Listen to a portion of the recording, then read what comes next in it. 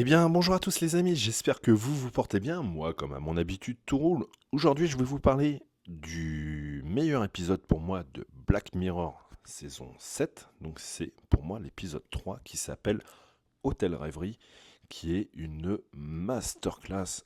J'ai vraiment passé un moment vraiment marquant. C'est vraiment l'épisode qui m'a marqué le plus. Donc, en fait, je te le dis direct, hein, l'épisode 3 de la saison 7, Hôtel Rêverie, c'est une claque. Si vraiment t'hésites à te lancer, mais mate-le direct en fait. Enfin, regarde-le, c'est vraiment une claque. C'est visuellement, émotionnellement même, et narrativement, c'est du génie. C'est pas juste un bon épisode de Black Mirror, c'est peut-être le meilleur de toute la série. Euh, Moi, je le dis, enfin, c'est mon avis personnel. Je sais pas qu'est-ce que vous en avez pensé, les amis. Dites-le moi dans les commentaires, mais pour moi, c'est une tuerie. Déjà, en fait, on a cette ambiance magique qui est complètement en noir et blanc. On a une ambiance de cinéma des années 40. On a un hôtel vintage dans une atmosphère ultra classe, ultra détaillée. Tout est bien ficelé.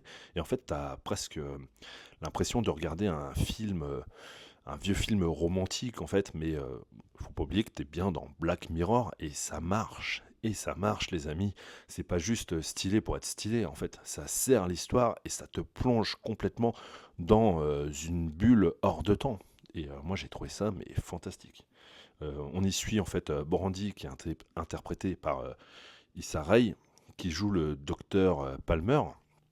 Et en fait, c'est une actrice qui accepte tout simplement de jouer dans une sorte de remake, en fait ultra immersif, d'un film romantique d'époque.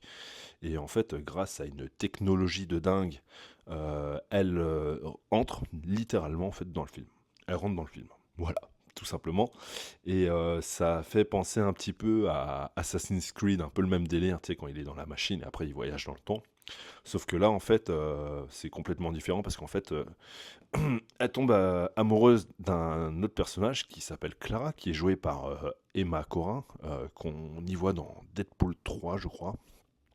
Et là, en fait, ça déraille. Ça déraille parce qu'en fait, leurs sentiments sont vrais. Mais genre, l'univers dans lequel elles existent ne l'est pas vraiment, en fait. Donc, voilà. Je vais pas te spoiler, mais l'épisode te brise un petit peu le cœur. Tu vis une vraie romance avec ces deux personnages, avec tout ce que ça implique. Le bonheur, le doute, la douleur. Et quand ça se termine, parce que oui, Black Mirror, ça se termine jamais comme tu le veux, t'as ce mélange chelou entre espoir et tristesse, et comme quand t'as fini un rêve que t'aurais voulu prolonger encore un petit peu. Donc voilà.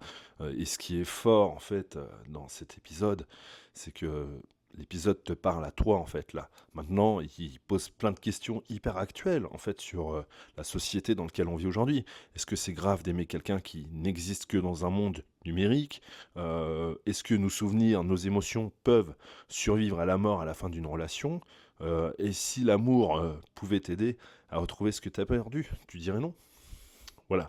Donc bref, Hôtel Rêverie, les amis, c'est pas juste un bel épisode, c'est une expérience cinématographique pour ma part, une belle histoire d'amour comme on en voit peu aujourd'hui, hein, servie par une réalisation magnifique, une musique sublime. Ah oui, la soundtrack, elle est incroyable. Mention spéciale quand le personnage de Clara est dans l'espèce de, de monde parallèle, tout noir, avec les souvenirs commencent à revenir. J'avais trouvé ça mais complètement marquant. Voilà. Et puis on a deux actrices qui sont au sommet hein, dans cet épisode. Enfin, moi j'ai trouvé ça mais incroyable. Donc vraiment, je le dis très sincèrement les amis, si vraiment vous devez voir un épisode de la saison 7, c'est bien évidemment la l'Hôtel Rêverie, l'épisode 3 donc de Black Mirror. Et franchement, pour moi, c'est clairement le meilleur épisode de la série.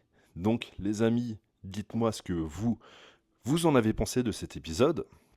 Je ferai d'autres petits podcasts sur les épisodes que j'ai vus parce que du coup j'ai fini la saison. Je dirais ceux que j'ai moins aimés, ceux que j'ai le plus appréciés. Bon, bah celui-là en l'occurrence c'est celui dont lequel j'ai le plus apprécié. Mais n'hésitez pas à commenter si vous avez vu cet épisode, donnez votre ressenti. Ça fait toujours plaisir d'échanger sur le cinéma. Et voilà.